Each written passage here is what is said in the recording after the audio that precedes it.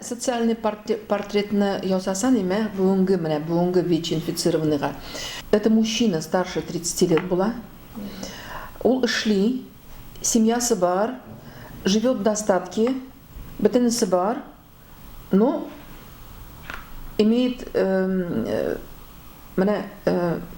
контакты с женщинами на стороне дебейтерге была инде. Біздің ауырту социально значимый ауырту бұл. Теге туберкулез шикілі, менә шундай ауыртулар, олар бәйләнгән социально значимый ауыртуларға. Біздің республикада вдруг препаратлар булмаса, сіз хәзер аны беләсез. Алар хәзер жа жалоба язалар, жа СМИга информацияны бирәләр. Бүгенге көндә бөтенесе әйбәт.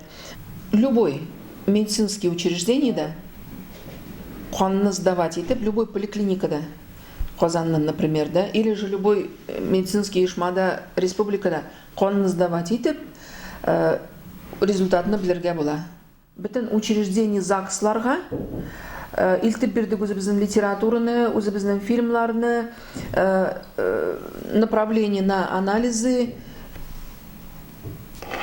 Семья төзим дип ниткән кешеләр килергә мөмкин аларга монда, тикшерергә була и үзенең статусны белергә була.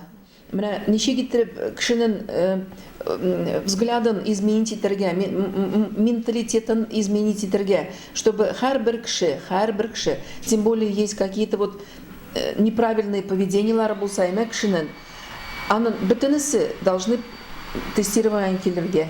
Жа поликлиникага барып име, платный структурага барсалар да була, кайсы бар бит шундый кешеләр.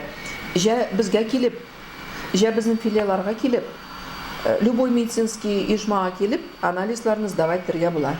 Ул совершенно бесплатный.